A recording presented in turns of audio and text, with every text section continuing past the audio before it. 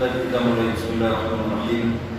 Assalamualaikum warahmatullahi wabarakatuh. Waalaikumsalam warahmatullahi wabarakatuh. Innal hamdalillah nahmaduhu wa nasta'inuhu wa nastaghfiruhu wa natubu ilaihi wa na'udzu billahi min shururi anfusina wa min sayyiati a'malina.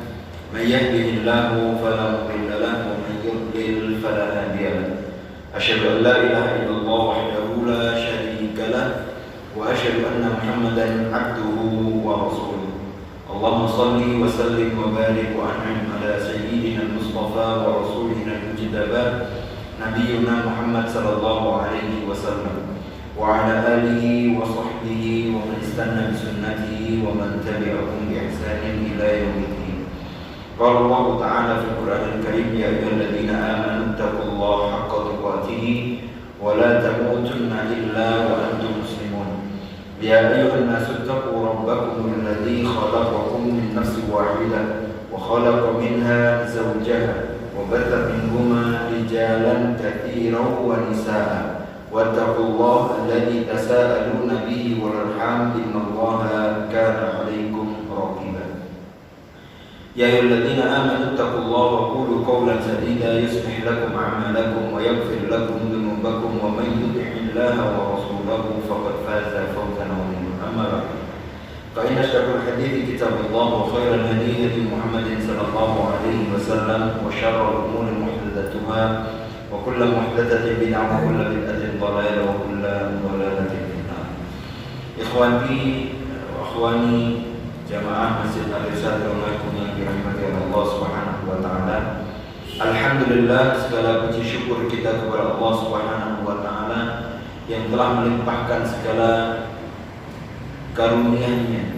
Allah taala melimpahkan kepada kita segala kenikmatan-kenikmatan yang merupakan menjadi fasilitas kita yang dimudahkan oleh Allah Subhanahu wa taala untuk kita semuanya bisa mengemban amanat, yaitu beribadah kepada Allah Subhanahu wa taala dengan baik. Yang kedua, marilah kita aturkan salawat kita dan salam kita kepada Nabi kita Nabi Muhammad sallallahu alaihi wasallam. Allahumma shalli wa sallim wa barik. Para jamaah yang dirahmati oleh Allah Subhanahu wa taala, alhamdulillah di awal pengajian kita ini setelah bulan Ramadan, bulan yang Allah taala persiapkan untuk hambanya, yang mana Allah taala menghendaki kepada hamba setelah Ramadan itu untuk mendapatkan kehidupan yang abadi, yang baik di akhirat, mendapatkan hasanah kebaikan di akhirat. Tapi puasa itu sendiri mempunyai tujuan khusus agar kita menjadi hamba yang bertakwa, yang mana ketakwaan itu adalah tujuan dari berpuasa. Tetapi ketakwaan itu juga adalah modal kita untuk hidup di dunia. Sebagaimana Allah Ta'ala mengatakan, wa tazawwadu fa inna khairaz zadi taqwa. Bertakwalah kepada Allah dan berbekalah dan sebaik-baik pembekalan itu adalah ketakwaan. Jadi hidup di dunia bekal terbaiknya adalah ketakwaan. Alangkah indahnya, alangkah baiknya ketika kita di dalam hidup itu kita jaga dengan segala dan segenap ketakwaan. Maka insya Allah kita akan mendapatkan betul-betul kebahagiaan di dunia ini sampai kebahagiaan di akhirat. Karena tak mungkin seorang hamba ketika dia mendapatkan kebahagiaan akhirat kemudian di dunia dia tidak bahagia. Meskipun Nabi mengatakan ad-dunya sijnul mukmin, meskipun Nabi mengatakan dunia itu adalah penjaranya mukmin, tapi Ibnu Taimiyah, seorang ulama yang pernah dipenjara, seorang mukmin tidak akan merasa dia terpenjara dirinya kalau hatinya tetap merdeka untuk bisa beribadah kepada Allah Subhanahu wa taala. Karena itu sejatinya kemerdekaan. Ketika kita punya iman, punya ketakwaan untuk bisa dekat dengan Allah Subhanahu wa taala. Ada ulama juga yang bukunya dibakar oleh musuh Allah, tapi dia nggak sedih. Kata dia, bagaimana dia bisa membakar ilmu yang mana ilmu yang dibakar hanyalah kertas, padahal ilmu itu adalah apa yang ada di hati saya. Jadi nggak pernah sedih hidupnya, meskipun bukunya harus dibakar, karena dia tahu kebahagiaan yang sejatinya itu apa yang ada dalam hati mereka. Maka ini adalah bekal kita setelah Ramadan supaya kita bisa menjadi hamba yang bertakwa. Itu yang pertama. Yang kedua, ketakwaan itu juga perlu untuk saling mendukung. Allah Ta'ala katakan wa ta'awanu 'alal birri wat taqwa, supaya ketakwaan itu tetap terjaga. Sebagaimana Ramadan yang kita jalani dengan baik, puasa bisa kita jalani 1 bulan penuh tanpa berhenti, sholat malam yang kita jalani dengan baik 1 bulan penuh, Quran yang kita baca, sedekah yang kita lakukan, silaturahim yang kita jalankan di Ramadan, itu puncak ketakwaan seorang hamba yang, maksudnya ibadah hamba yang tinggi. Maka ketakwaan itu ketika di bulan setelah bulan Ramadan ada penurunan atau ada kekurangan dari ketakwaan itu, maka kita harus saling mendorong lagi, saling mengingatkan, saling menolong, saling berbahu-membahu untuk supaya takwa itu tetap terjaga di dalam diri kita dan saling mengingatkan. Maka insya Allah ketika ketakwaan ada di dalam hati kita, maka kebahagiaan yang akan kita rasakan. Para jamaah yang dirahmati Allah Subhanahu wa Ta'ala, insya Allah kita melanjutkan kajian tafsir kita. Pada kesempatan kali ini yang kita bahas yaitu tafsir surat Al-Baqarah ayat 180 sampai 182. Surat Al-Baqarah ayat 180 sampai 182 ini ayat yang membahas tentang wasiat. Jadi insya Allah yang kita dalami, yang kita bahas yaitu membahas tentang wasiat di dalam Islam yang disampaikan atau yang dijelaskan oleh Allah di 2 ayat. Allah Ta'ala berfirman, A'udzubillahi minasyaitonirrajim, ayat 180, Kutiba alaikum idza hadara ahadakumul maut in taraka khairan lil wasiyatu lil walidaini wal aqrabin bil ma'ruf haqqan 'alal muttaqin. Telah diwajibkan kepada kalian apabila salah seorang di antara kalian datang tanda-tanda kematian, intaraka khairan lil wasiyah, maka jika dia meninggalkan khairan, kebaikan. Kata para ulama yang menafsirkan makna khairan ini, maknanya adalah harta yang banyak. Karena kadang harta yang banyak itu juga dikatakan dengan kalimat khairan. Sebagaimana Allah Ta'ala mengatakan wa ma tunfiqu min khairin, dan apa yang kalian infakkan dari kebaikan, itu kebaikan itu artinya harta. Intaraka khairan lil wasiyatu, maka kalau meninggalkan harta yang banyak, maka hendaklah dia al-wasiyah, berwasiat. Kepada siapa? Pertama kepada lil walidain, kepada orang tua atau ke atas, orang tua, kakek dan selanjutnya. Wal aqrabin, dan karib kerabat, keluarga terdekat. Bil ma'ruf, dengan secara ma'ruf. Haqqan 'alal muttaqin, maka ini adalah kewajiban bagi orang yang bertakwa. Kemudian ayat selanjutnya Allah Ta'ala mengatakan faman baddalahu ba'da ma sami'ahu fa innama ithmuhu 'alal ladzina yubaddiluna. Maka barang siapa yang mengubah wasiat itu sesudah dia mendengarnya. Ada orang yang telah memberikan wasiat, kemudian dia dengarkan wasiat itu, ketika orang yang mewasiati meninggal, kemudian dia ubah wasiatnya. Fa innama ithmuhu 'alal ladzina yubaddiluna, maka orang yang merubah wasiat itu dosa. Dan dosanya bagi orang yang berubah. Dan orang yang membuat wasiat, dia terlepas diri, dia tidak dapat berdosa. Yang merubah ya dosa. Innallaha sami'un alim. Ya, sesungguhnya Allah Subhanahu wa Ta'ala Maha mendengar dan Maha mengetahui. Faman khafa min musin janafan aw ithman fa aslaha bainahum fala ithma alaihi innallaha ghafurur rahim. Tetapi barang siapa yang khawatir bahwa pemberi wasiat itu menyimpang atau berbuat dosa. Jadi kalau ada yang memberikan wasiat kemudian wasiat yang disampaikan, nanti kita jelaskannya lagi. Ketika dia memberikan wasiat dan wasiatnya itu ada kezalimannya, ya, tidak ada secara ukuran syariat tidak adil, maka fa'aslaha bainahum, maka boleh diperbaiki.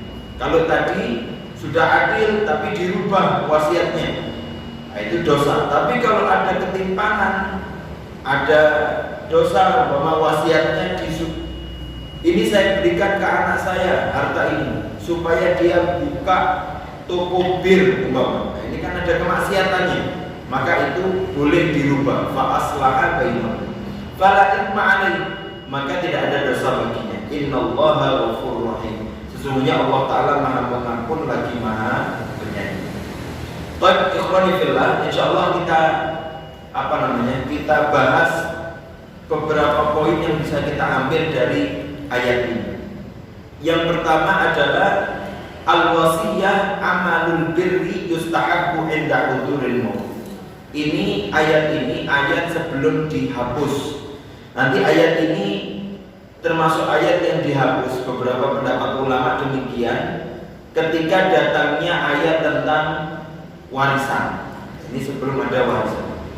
Yang pertama, wasiat itu secara tidak langsung dia itu juga amalan kebaikan. Boleh orang memberikan wasiat, boleh. Jadi wasiat itu adalah amalan kebajikan yang disunahkan, yang dibolehkan oleh syariat ketika seseorang mau meninggal. Ya tadi ya, idza hadara ahadakumul maut, ketika orang itu sudah kelihatan tanda-tanda kematiannya, maka dia boleh untuk memberikan wasiat dari harta yang dia miliki. Supaya apa? Litakuna min a'malil khair qabla al-firaq. Supaya apa sih supaya kenapa kok hamba itu ketika dia mau meninggal dan dia punya harta yang banyak, dia dianjurkan untuk wasiat supaya dia masih bisa melakukan amal kebaikan ketika dia ketika dia mau meninggal. Orang kalau mau meninggal hartanya banyak, kemudian dibagi warisan, yaitu hukum syariat yang membahas. Tapi ketika dia mewasiatkan, berarti kan dia sedekah hartanya ketika dia sudah meninggal.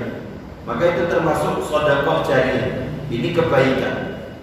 Sebelum meninggal diajari untuk bersedekah, dianjurkan untuk bersedekah supaya dia tetap mendapatkan pahala dari keadaannya sebelum meninggal. Hatta la yamutul marduna wasiyah.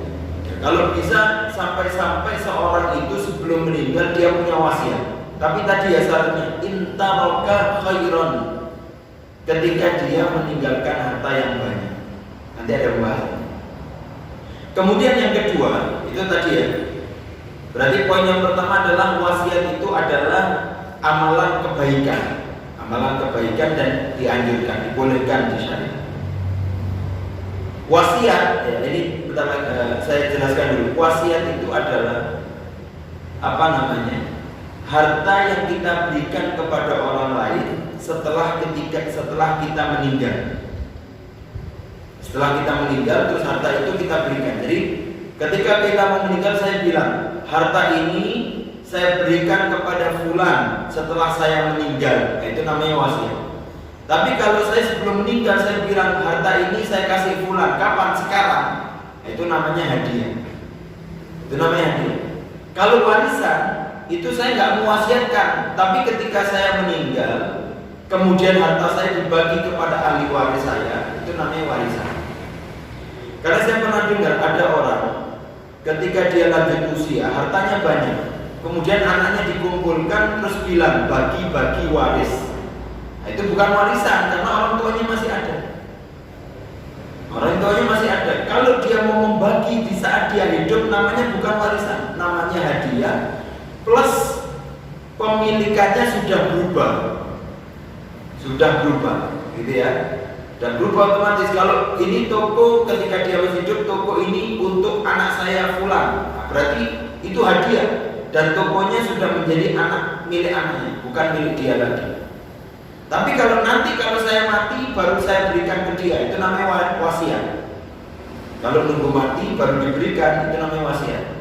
Tapi kalau warisan itu nanti syariat yang menentukan berapa jumlahnya. Ya ini dulu ya, nanti baru nanti ada penghapusan wasiat yang dibolehkan yang bagaimana.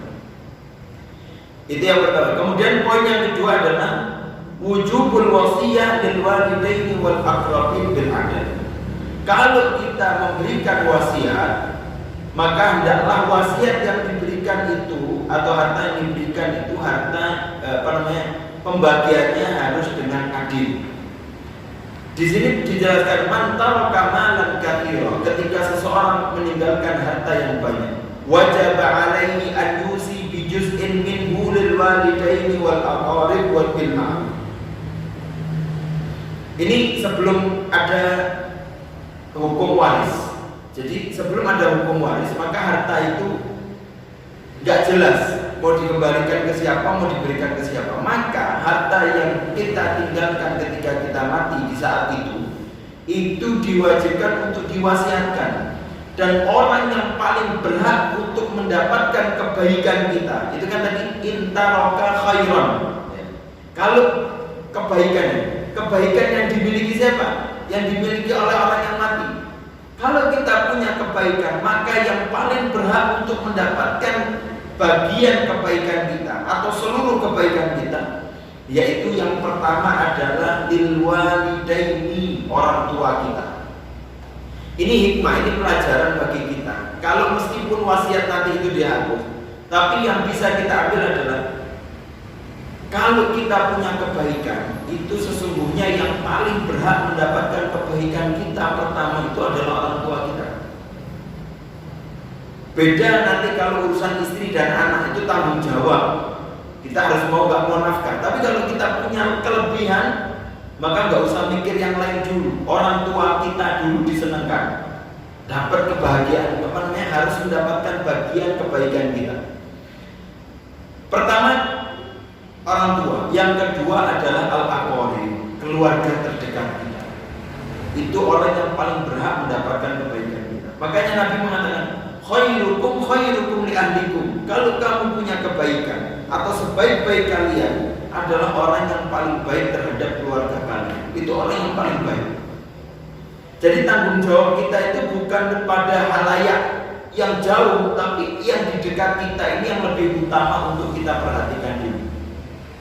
Orang tua kita, keluarga terdekat kita, maka dia lebih berhak. Kalau kita punya zakat, punya wasiat, punya hadiah, punya kelebihan harta, ya, punya sedekah, yang paling berhak pertama untuk mendapatkan bagian kebaikan kita adalah keluarga kita. Itu tanggung jawab kita utama. Nanti bagaimana satu orang-orang yang di luar itu yang di luar nanti punya berhak sendiri. Dia akan mendapatkan bagiannya sendiri, mungkin dari zakat dan yang lainnya. Itu ada bagian, nanti syariat sudah menjelaskan itu. Ini ya. Jadi paling pertama adalah orang tua dan keluarga kita. Bil ma'ruf. Bil ma'ruf itu adalah secara pantasnya di dalam wilayah itu. Au bil adl, atau dengan keadilan. Duna dzulmin au tafdil, ya, tanpa ada kezaliman atau tanpa melebihkan. Ya. Yang satu diberikan semuanya, yang satu enggak dikasih sama sekali, maksudnya. Saya berikan kepada saudara ini, yang satu dikasih semuanya, setengah tahun, yang satu enggak dikasih sama sekali. Nah, ini namanya enggak adil. Harus adil. Bisyartin an la yatajawaz thulutsut tarikah. Enggak ada bahasanya. Ternyata wasiat itu setelah kemudian turun penjelasan dari Nabi bahwasanya wasiat itu maksimal 3/3.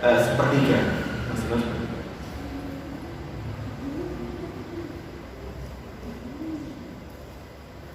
Sebagaimana ketika Sa'ad bin Abi Waqqas, beliau mengatakan kepada Rasulullah, "Ya Rasulullah, inna limanan wa la yarithuni illa ibnatun li." Ya Rasulullah, saya ini punya harta dan tidak ada yang mewarisi hartaku ini kecuali anakku perempuan. Kalau laki itu kan dapat semuanya, tapi kalau perempuan dapat setengah. Fa'usi bitsulutsai mali. Ya Rasulullah, kemudian ya sudah, saya berikan wasiat untuk anakku sepertiga. Qala, kata Nabi, la, jangan sepertiga. Qala bitsulutsai itu 2/3. Kata Nabi, enggak. Kemudian fabisha, setengah. Kata Nabi, enggak. Fatulus, sepertiga ya Nabi. Kata Nabi, iya sepertiga. Kemudian Nabi bilang at-tulus katsir, sepertiga itu sudah banyak. Kemudian Nabi mengatakan, innaka intadar warataka agniya khairun min antadarhum alatan yatakaffafunan nas. Kata Nabi, saat sesungguhnya apabila kau tinggalkan anakmu dengan kecukupan, itu lebih baik daripada kamu meninggalkan anakmu dengan keadaan meminta-minta di depan manusia, enggak punya. Ya, ini wasiat dari Nabi, nasihat, tapi ini sebetulnya tadaburnya panjang. Karena kata Nabi, lebih baik kau meninggalkan anakmu dengan kecukupan daripada kau tidak meninggalkannya harta kemudian dia sampai minta-minta. Tapi kita lihat ada khalifah namanya Umar bin Abdul Aziz. Umar bin Abdul Aziz itu mewarisi anaknya hanya 1 dinar per orang, gak banyak. Padahal kalau Umar mau nyari harta banyak bisa, untuk bisa diwariskan kepada. Tapi yang lebih terpenting itu sebetulnya di balik harta yang itu menguatkan seseorang, tapi ada nilai keimanan, warisan ilmu atau warisan iman itu yang lebih penting. Yang yang penting juga. Karena apa? Karena mental seseorang itu jangan sampai diberikan mental minta. Karena ada orang yang dia sudah cukup, tapi ketika mental yang diwariskan adalah minta-minta, maka selalu minta-minta ini. Dulu yang pernah saya sampaikan ini. Dulu Abah Hana pernah cerita, ayahnya dulu nggak mampu, nggak mampu, minta, anaknya diajak. Sampai sekarang anaknya minta, orang tuanya nggak ada, tapi anaknya minta itu bawa PCE. Bayangkan, datang minta hadallah, jatah zakat tahunan itu bawa PCE. Kata Abah Hana itu datang minta pakai PCE, anak pakai karisma, ini pakai PCE, itu kan berarti mental. Masa pakai PC gak mampu kan? Wallahu alam. Intinya ya, minta itu yang perlu dijaga. Baik, ikhwani fillah, ini yang diwasiatkan oleh Nabi. Jadi kita meninggalkan meninggalkan warisan harta itu baik untuk memperkuat keluarga anak kita. Ini yang poin yang kedua. Poin yang ketiga adalah jawazul wasiyah lil walidainil kafirin ta'lifan liqulubihim. Boleh juga kita mewasiatkan harta kita untuk orang tua yang mungkin orang tuanya belum memeluk Islam. Boleh diwasiatkan.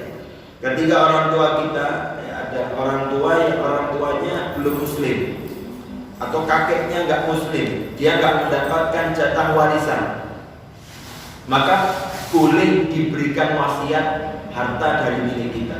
Ya, boleh dapat harta wasiat dari kita. Untuk apa? Taklifan liqulubihim, supaya hatinya itu tersentuh, kemudian dia dekat dengan kita.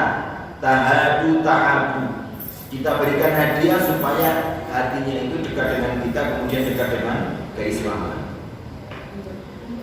Ini yang ketiga. Poin yang sebagaimana ayat yang mengatakan wasainal insan biwalidaini husna atau wasahibuhuma fid dunya ma'rufa. Jadi kita tetap harus berbuat baik kepada orang tua, dan ini sifatnya mutlak, berbuat baik kepada orang tua. Selama dia orang tua kita, mau dia muslim, mau dia enggak muslim, mau dia pelaku ketaatan atau maksiat, tetap harus mendapatkan kebaikan. Itu mutlak. Tapi kalau ketaatan kepada orang tua enggak mutlak. Selama ketaatannya mengajak kita kepada Allah Subhanahu wa taala, maka kita taat. Kalau tidak, la ta'ata li makhluqin fi maksiatil khaliq. Kaidahnya, tidak ada ketaatan untuk makhluk ketika kita bermaksiat kepada Sang Pencipta. Ini poin yang ketiga. Poin yang keempat, tahrimu tabdilul wasiyah ba'da samaiha. Dari ayat itu kita ketahui bahwasanya dilarang untuk merubah wasiat yang sudah didengarkan. Wasiat itu nggak harus ditulis, nggak harus tanda tangan. Ketika disampaikan secara lisan, yaitu wasiat. Bagi yang mendengarkan, maka itu amanah yang harus disampaikan. Man ghayyara al-wasiyah ba'da ma'rifatiha fa innal ithma 'alaihi wahdahu ammal musi faqad bari'at zimmatahu. Maka kalau ada orang yang dia mendengarkan, kok jatahnya itu banyak, kok itu dikasih, wah padahal terus dia nggak cocok, terus dirubah, ini nggak boleh. Maka dia dosa. Orang yang mewasiati tidak berdosa, yang dosa yang merubah. Ini harap dijaga. Harap dijaga. Baik, maka wasiat itu adalah amanat, dan amanat diwajibkan untuk antu'addul amanata ila ahliha. Jadi amanat itu harus disampaikan kepada yang berhak untuk mendapatkan amanat tersebut. Kemudian yang kelima, poin yang kelima adalah jawazu ta'dilul wasiyah fi halid dzulmi awil khata'. Tapi ketika wasiat yang disampaikan itu ada kezaliman atau ada dosa dari wasiat itu, maka boleh untuk diadilkan atau dibenahi, diislah. Ya, ini juga koridornya adalah ma'ruf atau syariah. Ma'ruf itu kepantasan dan secara syariah. Idza waqa'a fil wasiyah janafan aw dzulm jaza liman alima bihi an yusliha bainal atraf wa la ithma 'alaihi fit ta'dil annahu islah wa laysa tahrif. Ya, karena niatnya adalah perbaikan. Ya, seumpama orang tuanya, saya wasiatkan seluruh harta saya untuk amalan amal sosial, yatim piatu, semua hartanya. Kemudian anaknya nggak dibagi warisan, nah, itu nggak boleh. Maka ini harus diislah. Maka wasiat yang disampaikan itu harus diperbaiki secara koridor syariah. Maka anaknya harus dibagi warisan, dan yang diambil mungkin hanya sepertiga saja dari bagian warisannya. Karena sepertiga tadi itu yang paling banyak untuk dibagikan wasiat. Gitu ya. Jadi kalau ada kezaliman, maka diperbaiki wasiat. Yang keenam, poin yang keenam adalah arti khair. Arti khair sendiri, kalau secara umum para ulama menjelaskan khair itu sebagaimana Bunda Aisyah mengatakan al-mal katsir, pokoknya harta yang banyak. Secara urf, secara keadaan di situ itu dianggap banyak, maka itu adalah khair. Tapi Ibnu Abbas mentitipkan, memberikan batasan. Banyak itu ketika dia punya sekitar 700 dirham, di atas 700 atau di atas 800 dirham, itu baru. Intinya banyak.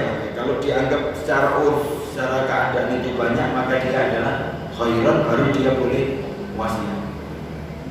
Ya, kalau hartanya hanya 5 juta, 10 juta mungkin nggak usah wasiat, itu anaknya butuh.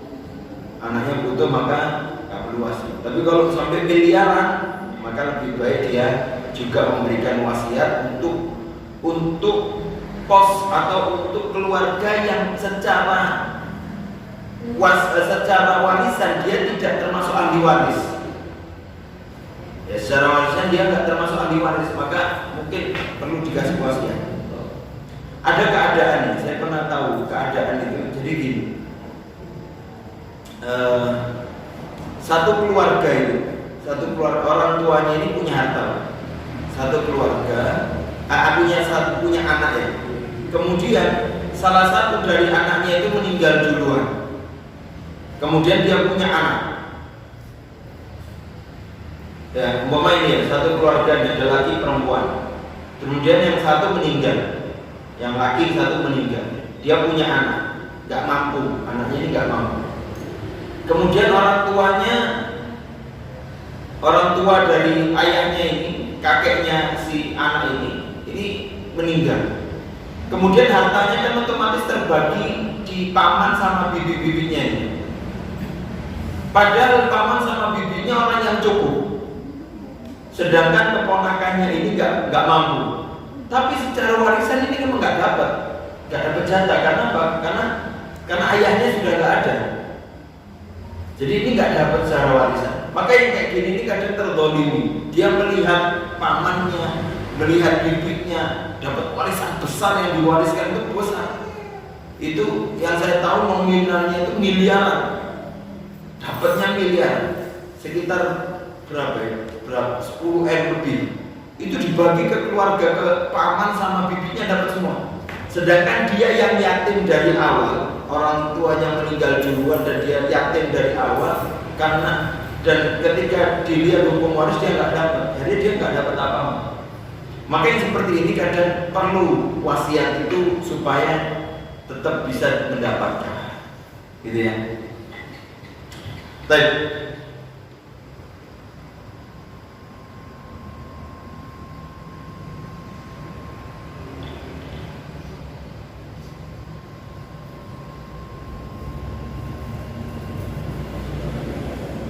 Kemudian ada faedah-faedah yang bisa kita ambil selanjutnya adalah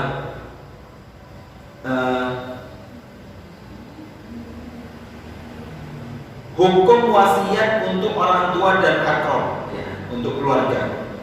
Dhahaba jumhurul ulama wa aktsarul mufassirin ila anna hadzal ayat mansukha bi ayatil mawarith fi suratin nisa. Jadi kalau itu kan wasiatnya untuk orang tua atau keluarga terdekat. Sedangkan di ayat waris orang tua sudah mendapatkan jatahnya. Ya, ibu itu bisa 1/3 atau 1/6. Bapak juga seperti itu, bisa 1/6 atau mendapatkan sisa, ya, namanya asobah, mendapatkan sisa. Kemudian keluarga dekat, saudara itu juga mendapatkan bagian, anak mendapatkan bagian. Maka ketika turun ayat warisan, ayat tentang wasiat ini dihapus. Ya, tentang wasiat ini ada yang mengatakan, jumhur ulama mengatakan ini dihapus untuk bagi orang tua dan keluarga karena dia sudah mendapatkan jatahnya. Tapi syariat wasiat tetap ada, tidak dihapus. Sebagaimana Rasulullah mengatakan, innallaha qad a'ta kulli haqqin haqqahu fala wasiyata lil warith. Sesungguhnya Allah Ta'ala telah memberikan setiap orang haknya masing-masing dan tidak ada wasiat bagi ahli waris karena ahli waris sudah mendapatkan bagian dari syariat. Contoh, saya punya saudara perempuan seumpama dan saya nggak punya anak laki-laki, maka saudara perempuan saya dapat 1/2 dari harta saya. Maka ketika dia mendapatkan 1/2, tapi ketika saya mau meninggal, saya wasiatkan harta saya umpama berapa? Lebih dari 1/2 saya berikan untuk 3/4 ya, 3/4 dari harta saya kasih ke saudara saya. Maka wasiat yang saya berikan kepada ahli waris saya itu dibatalkan karena ahli waris saya sudah mendapatkan jatah dari syariat, ketentuan dari syariat, dan dia tidak mendapatkan wasiat dari saya. Gitu ya. Anak saya kasih wasiat, anak saya sudah saya wasiatkan, ini daripada warisan. Ya, dihitung warisan kok gak gini, yaudah anak saya ini anak pertama saya lebih sukai. Dia dapatnya 3/4, 1/4-nya dibagi yang lain. Karena dia ahli waris semuanya, maka batal. Wasiat tidak diberikan kepada ahli waris. Gitu ya. Tapi seumpama saya punya anak laki perempuan, itu secara yang pasti dapat warisan dari orang yang meninggal itu kita ke bawah atau kita ke atas sama pasangan kita, itu pasti. Itu nggak mungkin tertutupi. Orang tua itu pasti dapat jatah, anak pasti dapat jatah, istri pasti dapat jatah, atau suami dapat jatah. Tapi ketika anak saya hanya perempuan. Kemudian ada sisanya. Sisa itu kadang nanti ada juga saudara kita. Tapi kalau kita punya anak laki perempuan, kemudian harta itu kan otomatis gak nyampe ke saudara, karena semuanya sudah terbagi ke orang tua dan ke anak dan ke istri. Maka ketika dia nggak mendapatkan harta warisnya, dia berhak mendapatkan wasiat ketika saya mewasiatkan. Karena saya tahu warisan saya ini akan habis di anak saya dan orang tua saya. Sedangkan saudara saya butuh. Maka saya wasiatkan nanti sepertiga dari harta saya biar buat saudara saya, karena saudara saya mungkin masih butuh harta saya berikan. Itu boleh, selama dia tidak mendapatkan jatah warisan. Kalau dapat jatah warisan maka wasiatnya batal. Tapi seumpama kalau saya berikan setengah, nah nggak boleh. Ya, saya punya uang 3 miliar, 1,5 miliar saya kasih ke saudara saya. Ini setengah, berarti yang dibatalkan bukan wasiatnya, tapi yang dibatalkan adalah setengahnya, dan yang dikasih hanya 1/3. Ini ya. Baik. Kemudian faedah selanjutnya adalah istihbab al-wasiyah lil ghairi warithin. Boleh kita mewasiatkan, yang penting bukan kepada ahli waris kita. Ya, bukan kepada ahli waris kita.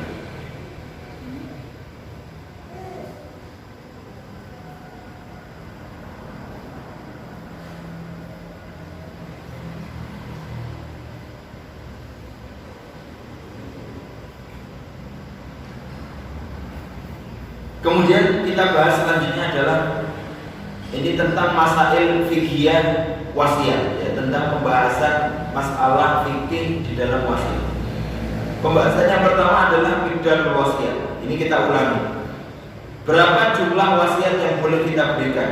Wasiat yang boleh diberikan hanya 1/3 saja dan tidak boleh lebih. Sebagaimana hadis Nabi tadi, Nabi berikan at-thuluts wa thuluts katsir. Cukup 1/3 saja dan tidak boleh lebih dari 1/3. Kemudian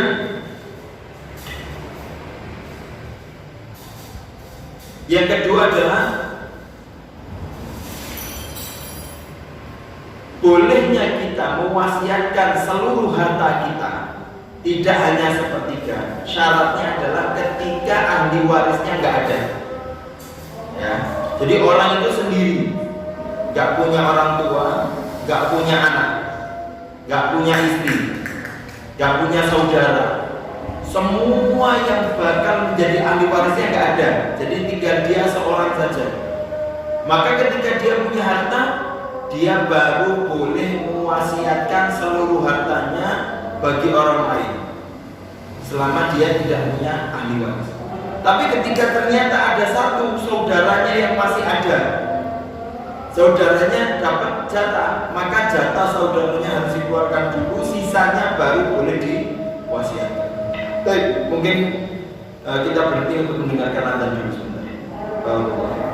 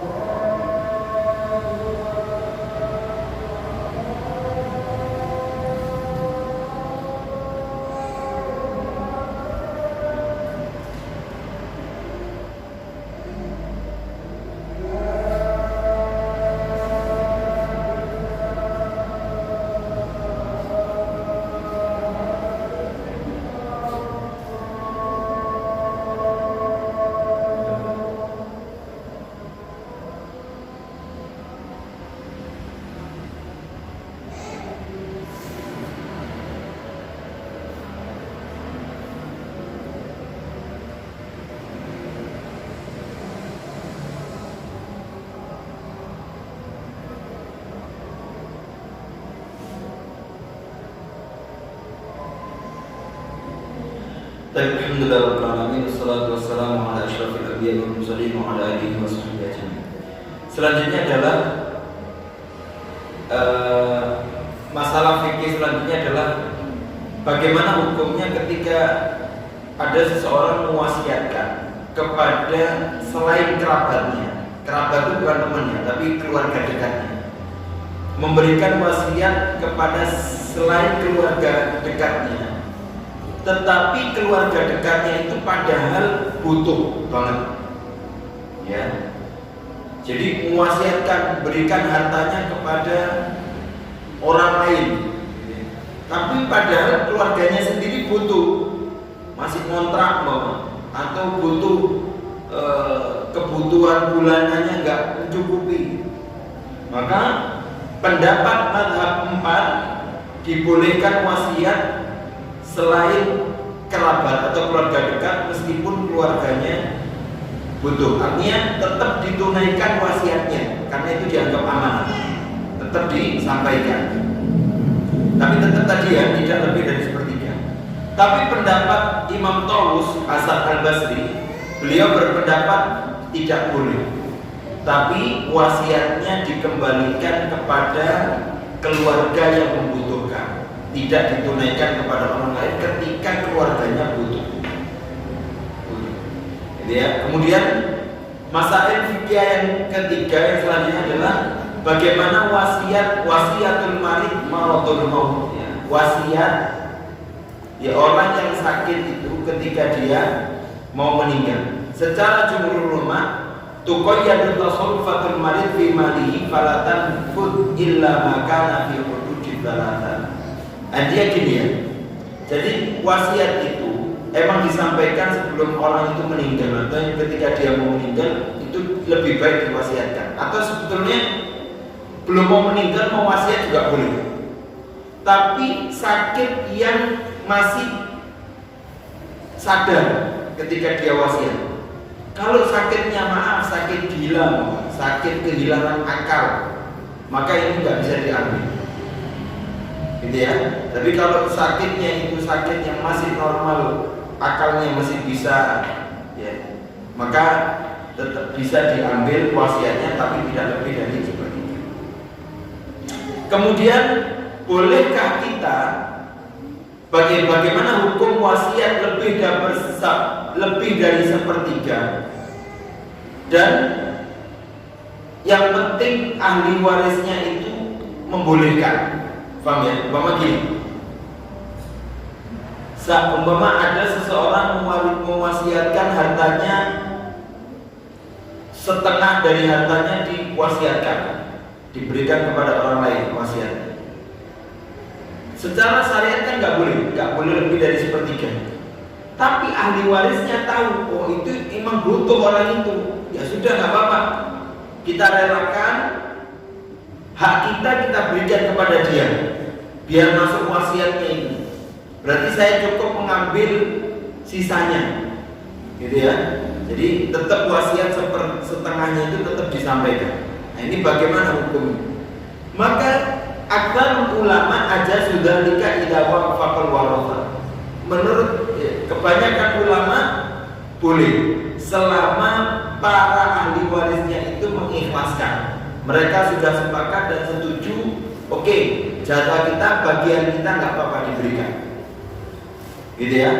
Itu sebagaimana Nabi menyampaikan dalam hadisnya yang diriwayatkan oleh Imam Darqutni, la wasiyata liwarid illa ayyasha al-waratha. Tidak ada wasiat bagi ahli waris kecuali ahli warisnya sepakat boleh. Seumpama punya anak 5, sudah ada bagiannya masing-masing, ya, bagiannya masing-masing. Berarti seumpama harta saya anak laki 2, berarti 4 ditambah perempuan 3, berarti 7 berarti lakinya dapat 2 juta, uang saya 7 juta, lakinya 2 juta, perempuannya 1 juta 3. Tapi saya tahu anak saya yang paling kecil ini butuh, sehingga saya wasiatkan nanti anak saya yang perempuan yang paling terakhir ini dia dapat 5 juta sendiri atau dapat 3 juta karena dia butuh kok. Kalau ahli warisnya setuju, nggak apa-apa, dikasih ke yang paling terakhir karena paling butuh. Mungkin kakak-kakaknya sudah punya rumah sendiri-sendiri, yang ini belum, jadi dikasih. Nah itu nggak apa-apa. Yang penting ahli warisnya setuju. Tetapi Dhahiriyah, madhab Dhahiriyah itu melarang itu, karena wasiat tetap sepertiga, tidak boleh lebih. Ya, wasiat tetap sepertiga. Dan itu bagi selain ahli waris. Tapi secara umum para ahli ilmi membolehkan. Sekarang pembahasan selanjutnya adalah bolehkah rujukul waqafah anil ijazah ba'da mautil musi? Bolehkah orang yang mewasiatkan itu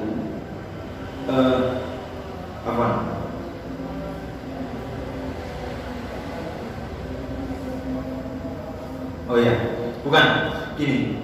Pembahasan selanjutnya itu adalah bolehkah tadi umpamanya ahli waris itu mencabut kerelaannya setelah yang mewariskan meninggal. Umpama tadi orang yang mau meninggal itu mewasiati bahwasanya nanti anak saya yang paling terakhir dapat 3 juta. Berarti kan yang lain terkurangi kan dari jatah warisan. Sebelum orang tuanya meninggal, anak yang lain setuju, oh ya nggak apa-apa. Tapi ketika orang tuanya meninggal, mendadak dia mau cabut. Oh, dulu yang saya bilang nggak apa-apa nggak jadi, gitu ya, nggak jadi. Saya tetap mau ngambil hak saya semuanya. Boleh nggak itu? Maka ini perbedaan pendapat antara ulama. Pendapat yang pertama, tidak boleh menarik izin setelah wafatnya pewaris. Jadi tetap nggak boleh. Ketika itu sudah disampaikan, ini nggak boleh dicabut. Berarti tetap sebagaimana kerelaannya dia ketika itu disampaikan di awal. Ini pendapatnya Imam Hasan Al-Basri, Atha bin Abi Rabah dan Tawus. Ya.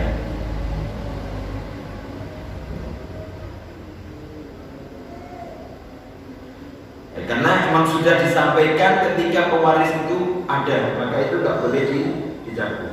Pendapat kedua, boleh ditarik, boleh menarik izin atau menarik apa yang mau tadi dibagi itu ketika setelah wafat, dan itu madhab jumhur ulama Abu Hanifah, Imam Syafi'i dan Ahmad bin Hanbal. Ya. Alasannya adalah ketika izin diberikan saat pewaris masih hidup, para ahli waris belum memiliki hak milik atas harta itu. Kenapa kok boleh? Karena ketika dia bilang iya nggak apa-apa itu sebetulnya belum harta dia, karena yang mewarisi belum meninggal. Ketika dia yang mewarisi sudah meninggal, baru itu jadi harta dia. Itu baru nanti hak dia untuk boleh merelakan atau tidak, gitu ya.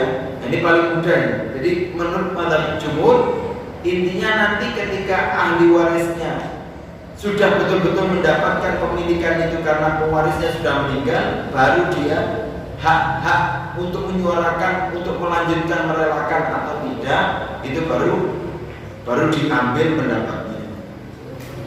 Ya. Baik, kita ringkas. Selanjutnya yaitu bolehkah seorang anak ya atau yang dia masih mumayyiz untuk mewasiatkan hartanya? Pendapat Malikiyah dan Hambali, tubbal wasiyat asabil mumayyiz wa safi'in fahima ma yaqul. Jadi kalau ada anak atau mumayyiz atau yang bodoh, safi itu seseorang yang dia mungkin sudah dewasa tapi nggak bisa mengelola harta sama sekali, orang gila, maka dia wasiatnya tetap dijalankan selama dia masih paham dengan apa yang disampaikan. Kalau gilanya itu waktuan ya, kalau malam gila, kalau pagi nggak gila, kemudian dia mewasiatkan ketika pagi hari, dia paham apa yang diucapkan, maka wasiatnya tetap dijalankan. Tapi kalau dia ngomong pas gila, itu nggak dijalankan. Ini ya.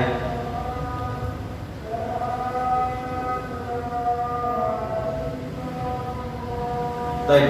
Selanjutnya adalah tabdilul wasiyah, merubah wasiat. Man sami'a wasiyatan tsumma badala fa ithmu 'ala man badala. Tadi ya, kalau ada yang merubah wasiat, maka dosanya bagi yang merubah.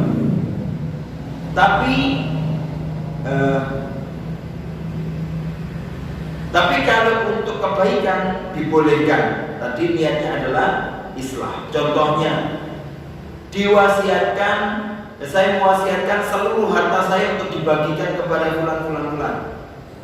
Kemudian ternyata saya ada hutang yang harus dibayarkan, dan hutangnya itu sebagaimana harta yang dia miliki, maka wasiatnya juga semuanya adalah dibatalkan.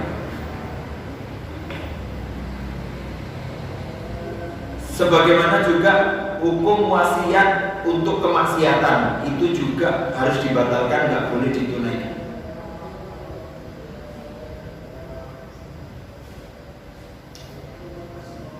Selanjutnya adalah afdhaliyatus shadaqah 'alal hayat. Keutamaan sedekah ketika seorang dalam keadaan hidup. As-shadaqatu fi halil hayat afdal minal wasiyah ba'dal maut. Ya, sedekah ketika kita hidup, ini secara hukum fikih lebih baik mana? Sedekah ketika kita hidup atau nanti wasiat untuk setelah kita mati. Meskipun wasiat tadi baik, kalau dilihat keduanya, ini yang lebih baik adalah sedekah ketika hidup. Ya. Ada orang yang mau sedekah ketika hidupnya, dia langsung bagi hadiah kepada anak-anaknya dia. Ada yang mau bangun masjid ketika dia hidup.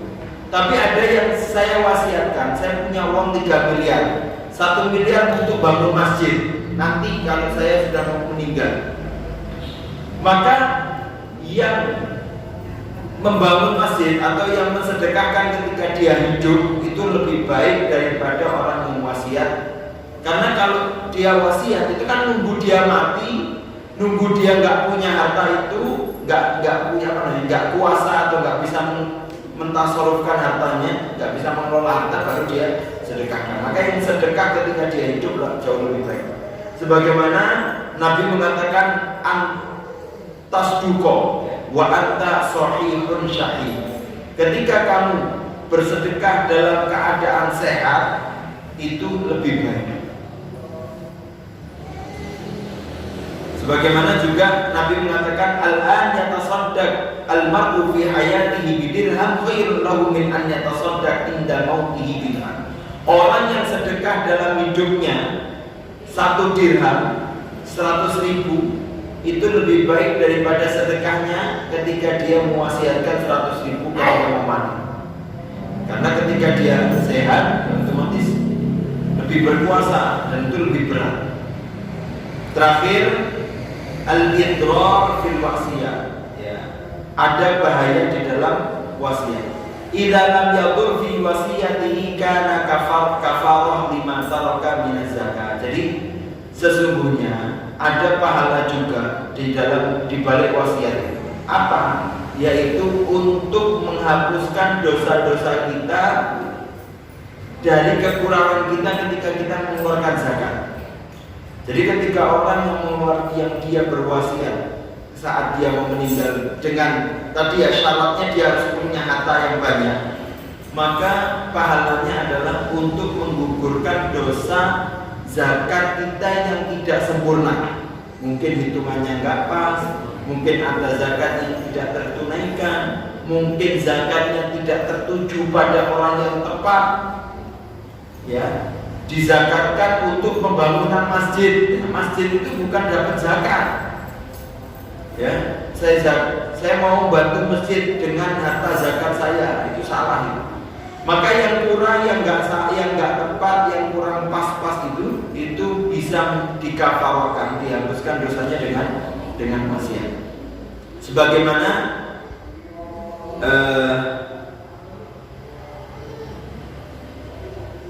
Sebagaimana Nabi menyampaikan di dalam hadis yang disampaikan oleh Imam Daruqutni, man hadratul wafa fa'auso. Barang siapa yang ketika dia mau meninggal kemudian dia mewasiatkan, fakanat wasiyatuhu ala kita kitabillah kanat kafaratan lima taraka min zakatihi. Maka wasiatnya di atas nama Allah Subhanahu wa taala, atas di atas syariat Allah, menjadi kafarah penghapus dosa dia dari apa-apa yang dia tinggalkan dari zakatnya. Jadi wasiat itu mempunyai keutamaan untuk menghapus dosa zakat yang belum tertunaikan dengan baik. Tapi ikhwani fillah, mungkin itu yang bisa saya sampaikan, dan yang perlu kita pahami bahwasanya wasiat itu adalah bagian dari syariat ini, dan wasiat itu adalah kebaikan karena ada emang dari bagian kehidupan kita itu yang secara syariat tidak mendapatkan jatahnya. Ya mungkin sama Allah Ta'ala memang sengaja tidak, karena ini memang secara kehidupan itu memang nggak banyak orang yang seperti itu. Jadi kondisional. Jadi emang mungkin Allah Ta'ala membiarkan itu supaya kita punya keterpanggilan, mempunyai kepekaan terhadap hak-hak terhadap orang-orang yang sebetulnya dia membutuhkan, tetapi syariat tidak sampai kepada itu. Maka ada syariat yang lain, program syariat yang lain yang bisa menutupi, tapi harus dengan kepekaan hamba, sehingga bisa tertunaikan dengan adil yang baik dengan program wasiat. Barakallahu fiik, minta maaf kurang-kurangnya atas kesalahan-kesalahan yang belum saya sampaikan. Semoga ini bermanfaat, ada baiknya datangnya dari Allah Subhanahu wa taala. Astaghfirukum subhanallahi wa bihamdihi, asyhadu an la ilaha illa anta, astaghfiruka wa atubu ilaik. Alhamdulillahirabbil alamin. Assalamualaikum warahmatullahi wabarakatuh.